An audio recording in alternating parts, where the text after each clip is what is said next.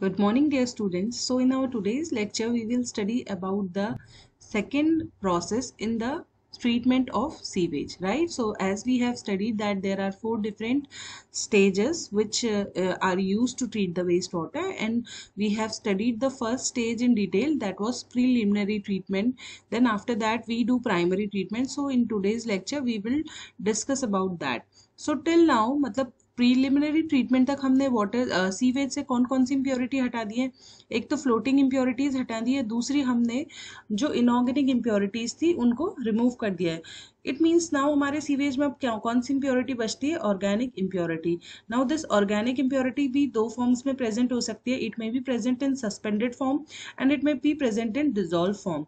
तो सबसे पहले हम डिजोल्व से पहले कौन सी इम्प्योरिटी को हटाते हैं? ऑर्गेनिक सस्पेंडेड को। सो यही होता है that in the primary treatment there is removal of suspended organic impurity, right. और ये किन यूनिट्स में होता है? It is done in the units which are called as primary sedimentation tanks. Now अगर देखा जाए कि प्राइमरी ट्रीटमेंट में कितना बीओडी रिमूवल होता है, बीओडी रिमूवल मतलब कितने ऐसे सॉलिड्स रिमूव हो जाएंगे जिनको ऑक्सीजन रिक्वायरमेंट होगी, राइट। ऑर्गेनिक मतलब ऑक्सीजन रिक्वायरमेंट होगी इम्प्योरिटी को डिकम्पोज करने के लिए। तो करीबन 30 से 35% जो इम्प्योरिटी होती है वो रिमूव हो जाती है प्राइमरी ट्रीटमेंट तक हमारे सीवेज से, right.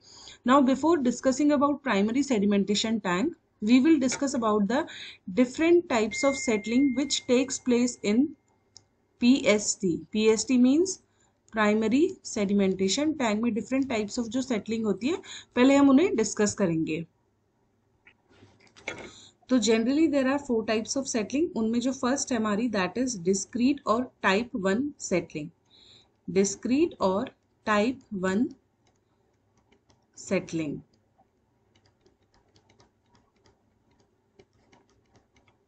So what is this settling? तो इस सेटलिंग में क्या होता है? इस सेटलिंग में जो पार्टिकल होता है वो इंडिविजुअली सेटल करता है। इंडिविजुअली मतलब वो ना किसी और पार्टिकल के साथ कंबाइन होता है, राइट। तो इस दैट मीन्स जो उसका शेप, साइज एंड मास होगा सेटलमेंट के टाइम पे वो सेम रहेगा बिकॉज वो इंडिविजुअली सेटल कर रहा है, राइट। सो इस टाइप की सेटलिंग को, जिसमें कि पार्टिकल एक दूसरे के साथ कंबाइन नहीं होते, उसको हम कहते हैं डिस्क्रीट या type 1 settling. So you can see here the definition that it is the type of settling in which there is no change in shape, size and mass of the particle during settlement. Hence each particle settle as an individual or discrete particle. Now ये जो type 1 settling है कौन कौन सी units में होती है? तो जो आपके ग्रिड चैम्बर्स हैं जो कि हमने प्रिलिमिनरी ट्रीटमेंट में पढ़े, उनमें टाइप 1 सेटलिंग होती है क्योंकि उनमें पार्टिकल्स इंडिविजुअली सेटल होते हैं, किसी और के साथ कंबाइन नहीं होते। एंड जो हमारा पीएसटी है, पीएसटी मतलब प्राइमरी सेडिमेंटेशन टैंक, उसमें भी आपकी टाइप 1 सेटलिंग ही होती है। So this was your first type of settling. Now let us study about the second type of settling. So second settling is flocculent or type 2 settling. So first let us discuss the definition. It is the type of settling in which shape, size and mass of the particle changes during settlement due to the formation of floc. तो ये जो settling है इसमें जो particle जब settle होते हैं तो उस टाइम पे उनका shape, size and mass सब चीज़ change होता है। Now you must be thinking कि shape, size, mass कैसे change हो सकता है? तो इसमें basically particle एक दूसरे के साथ combine होता है।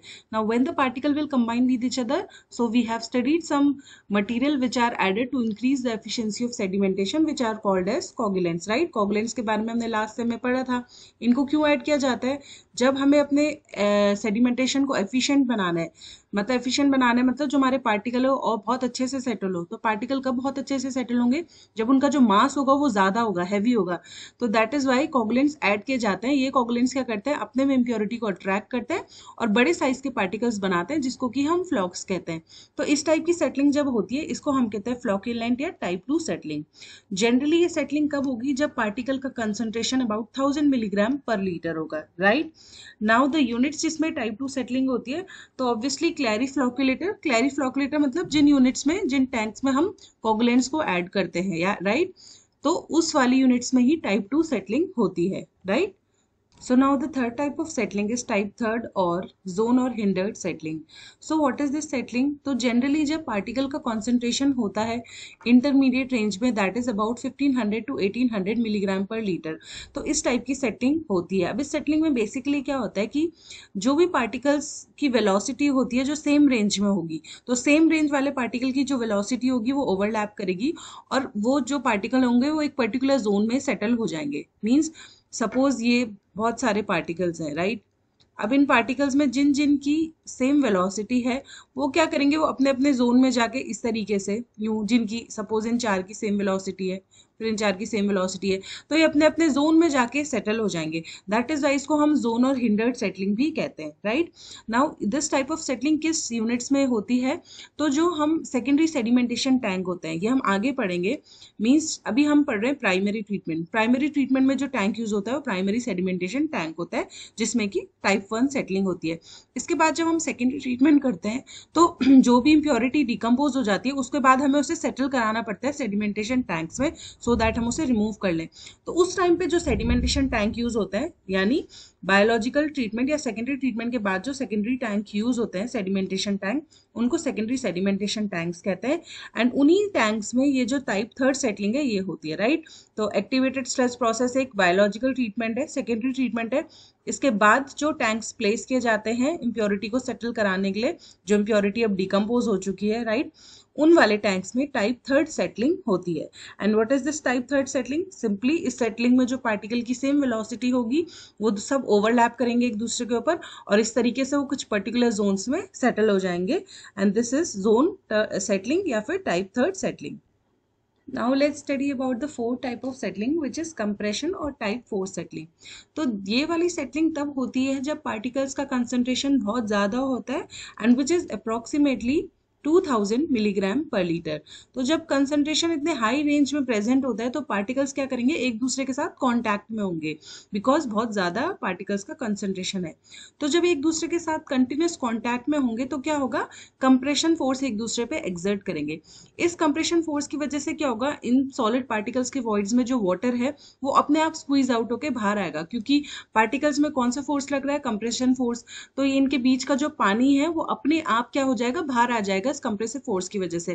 तो पानी बाहर आएगा और ये सॉलिड्स अपने धीरे धीरे अपने आप को सेटल करने लग जाएंगे। So this type of settling is called as compression और टाइप 4 सेटलिंग। तो सबसे ज्यादा जब पार्टिकल्स का कंसंट्रेशन होगा तो ये वाली सेटलिंग होगी। तो generally now when where this type of settling is observed, तो again it is observed in secondary sedimentation tank. SST means secondary sedimentation tank after trickling filter. तो ट्रिकलिंग फिल्टर भी एक आपकी यूनिट्स होती हैं जो कि सेकेंडरी ट्रीटमेंट में यूज होती है। जैसे कि हमने पढ़ा कि एक्टिवेटेड स्लैश प्रोसेस भी एक प्रोसेस है जो सेकेंडरी ट्रीटमेंट में यूज होता है। सेम ट्रिकलिंग फिल्टर्स भी यूनिट्स हैं जो सेकेंडरी ट्रीटमेंट में यूज होती हैं। तो ट्रिकलिंग फिल्टर के बाद जो टैंक्स इंस्टॉल होते हैं सेडिमेंटेशन टैंक इम्प्योरिटी को सेटल कराने के लिए, उनको हम कहते हैं सेकेंडरी सेडिमेंटेशन टैंक अगेन। और उनमें जो सेटलिंग होगी वो होगी हमारी type 4 settling. So these four were basically the types of settling. So let's revise about them again कि कौन कौन सी सेटलिंग होती हैं। तो सबसे पहले हमने पढ़ा कि टाइप 1 सेटलिंग होगी जिसमें कि पार्टिकल इंडिविजुअली सेटल करेंगे without any change in their shape, size and mass. तो ये वाली सेटलिंग होती है ग्रिड चैम्बर्स में, और जो प्राइमरी सेडिमेंटेशन टैंक्स है उनमें टाइप 1 सेटलिंग होती है। Then is the flocculent settling which is also called as type 2 settling. इसमें क्या होगा, जब हम कोगुलेंट्स ऐड करेंगे टैंक में तो ये कंबाइन करेंगे सारे पार्टिकल्स को अपने साथ। तो इसकी वजह से जो होगा शेप, साइज और मास पार्टिकल का वो चेंज होगा during settlement, and this will be type 2 settling. ये हमारी जनरली क्लैरी फ्लोकुलेटर्स में होती है। एंड पार्टिकल्स का कंसंट्रेशन जब अप्रोक्सीमेटली 1000 मिलीग्राम पर लीटर होता है, then this type of settling takes place.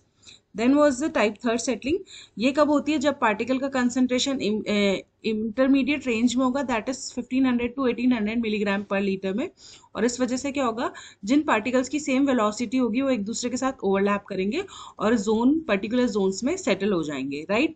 ये वाली सेटलिंग अगर हम एक्टिवेटेड स्लैश प्रोसेस अडॉप्ट करते हैं सेकेंडरी ट्रीटमेंट में, तो उसके बाद जो सेडिमेंटेशन टैंक्स हम रखते हैं उनमें ये वाली सेटलिंग ऑब्जर्व की जाती है।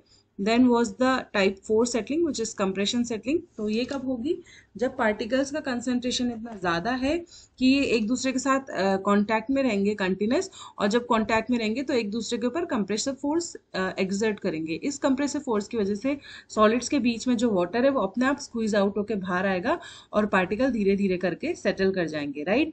तो this type of settling is observed in which units. तो जो सेकेंडरी सेडिमेंटेशन टैंक हम ट्रिकलिंग फिल्टर्स के बाद यूज करते हैं उनमें this type of settling is generally observe. So today we studied about the different type of settling which takes place in primary sedimentation tank, and in the next lecture we will study in detail about the primary sedimentation tank. So that's all for today. If there is any doubt, you may ask me. Thank you.